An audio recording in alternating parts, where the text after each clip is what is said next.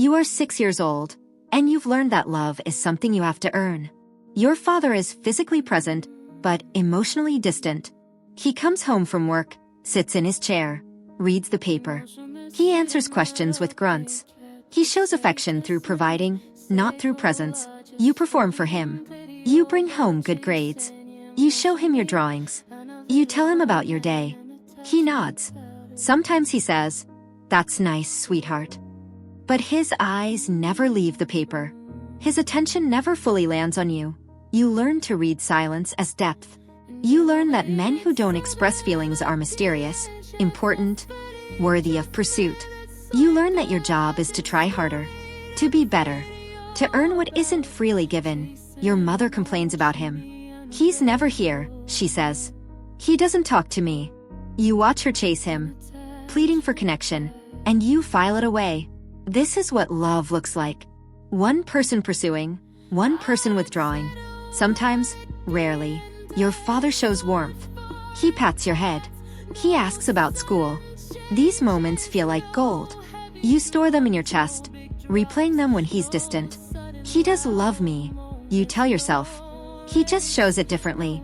You are 6 years old, and you are learning a devastating lesson. Love means pursuit. Love means earning. Love means chasing someone who can't or won't give you what you need. You don't know yet that this blueprint will follow you into every relationship you ever have. Middle school is where the pattern crystallizes. You don't notice the boys who are kind and available. They seem boring, easy, uninteresting. Instead, you gravitate toward the quiet ones, the mysterious ones, the ones who barely speak, barely notice you. There's a boy in your class who sits alone at lunch. He never smiles. He never participates. You become obsessed. You write his name in your notebook. You analyze every glance, every word. When he says 2 sentences to you in an entire semester, you replay them for weeks. He's just shy, you tell yourself. He's deep. He's complicated. Your friends like the boys who flirt, who pay attention, who make them laugh. You find them exhausting, needy. Why would you want someone who's so available? Where's the challenge? Where's the mystery? You learn to romanticize distance. A boy who doesn't text back becomes intriguing, not disinterested.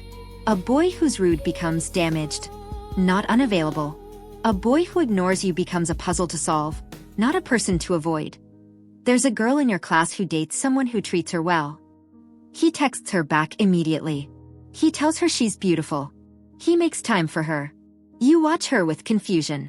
Isn't it boring? You want to ask, where's the tension? Where's the work? You try to chase a boy who's clearly not interested. You sit near him. You laugh at his jokes. You offer pieces of yourself, hoping he'll take them. He doesn't. He barely notices. But his rejection doesn't deter you. It fuels you. If you can just make him see you, if you can just make him want you, it will mean something. It will prove something. About you. About your worth. About your ability to earn love. You're 16 years old, and you're cementing a pattern. You don't want love that's offered freely. You want love you have to fight for. Your first real relationship begins with uncertainty. He's hot and cold. One day he's attentive, the next he's distant. You spend hours analyzing his texts. Why did he take 3 hours to respond? What did I do wrong? Your friends warn you. He's not that into you, they say. If he liked you, he'd make it clear. You dismiss them. They don't understand. He's complicated. He's been hurt. He needs time. You become an expert in making excuses. He's busy with work. He's stressed. He's not good at communication. He shows love differently. You rewrite reality to fit the narrative that if you just try harder, love harder, understand better, he'll finally give you what you need. You date someone who won't define the relationship. You wait months for him to call you his girlfriend. When he finally does, it feels like a victory. You don't notice that you had to beg for it. You don't notice that basic respect shouldn't feel like an achievement. You're in a relationship with someone who rarely says, "I love you." When he does, it's under pressure, after you've hinted or asked directly. It doesn't feel good. It feels earned. And somehow, that makes it feel more valuable. You learn to live in anxiety. Your nervous system becomes addicted to the highs and lows.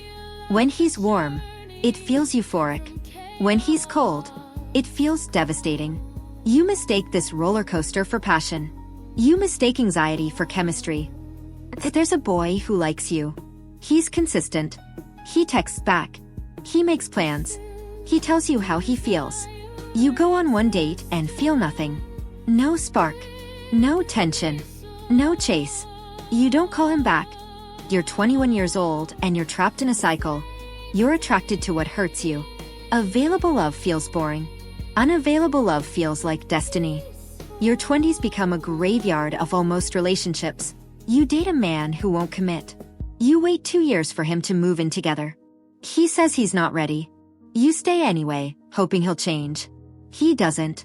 You leave devastated, convinced you weren't enough. You date a man who's married. You tell yourself you didn't know at first. When you find out, you should leave. But you don't. The secrecy feels intense. The stolen moments feel precious. You become the other woman. Accepting crumbs from someone else's table, you date a man who's emotionally abusive. He criticizes you. He withdraws affection as punishment. He makes you feel crazy. You stay, trying to prove your worth, trying to earn back the love he showed in the beginning. Each relationship follows the same pattern. Intense pursuit, brief warmth, long coldness, desperate attempts to regain connection, eventual collapse. You become addicted to the pursuit. The chase becomes more important than the connection.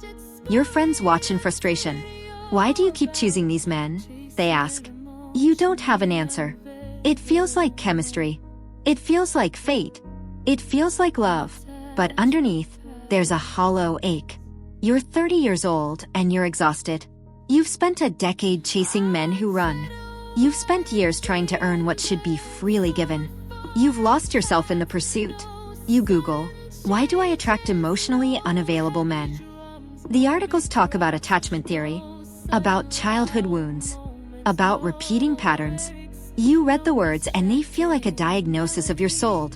You're not broken. The articles say, you're patterned. You learned what love looks like from your father. And you've been recreating that dynamic ever since. The realization hits like a wave. You've been chasing absence because absence feels like love. You've been pursuing distance because distance feels familiar.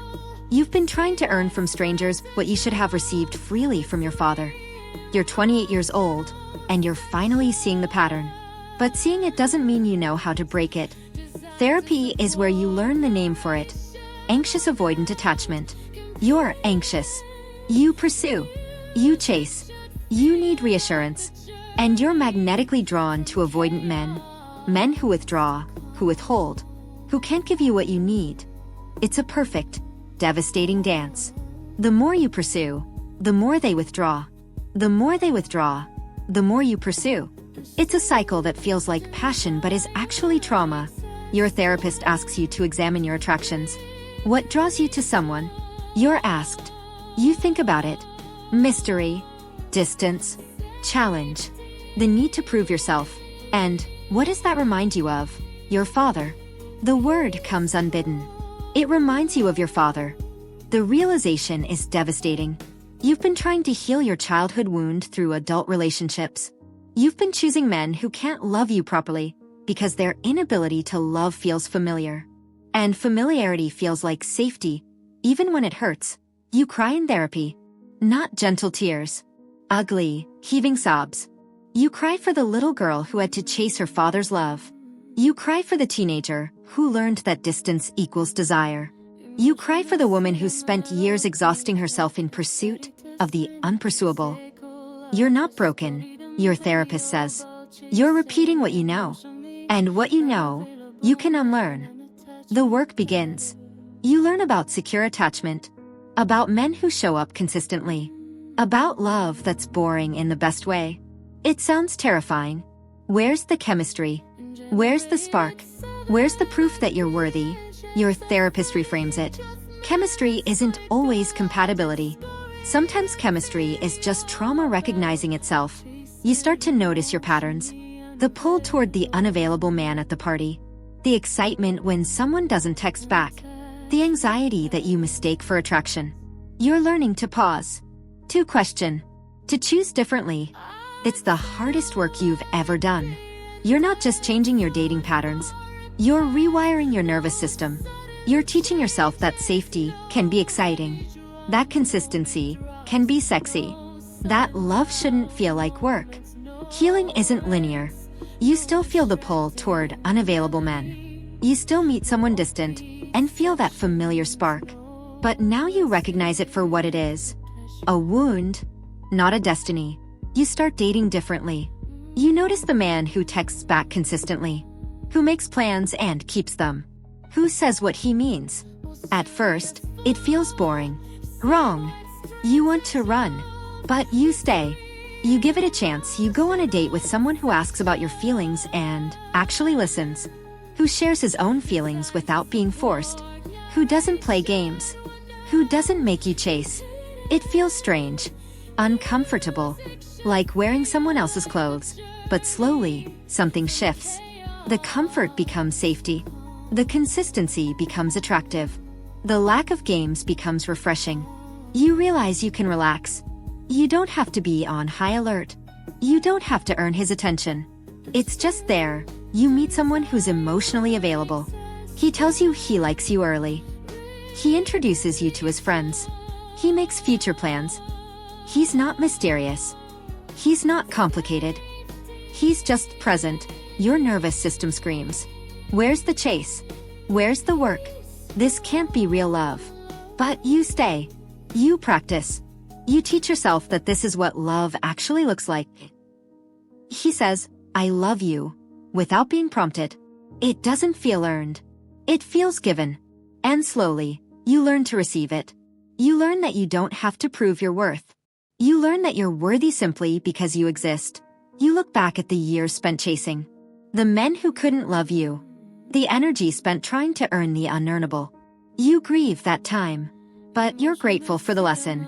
You are not responsible for fixing broken men. You are not responsible for earning love.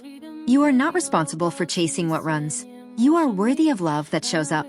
Love that stays. Love that chooses you as fiercely as you've been choosing others. And for the first time, you believe it.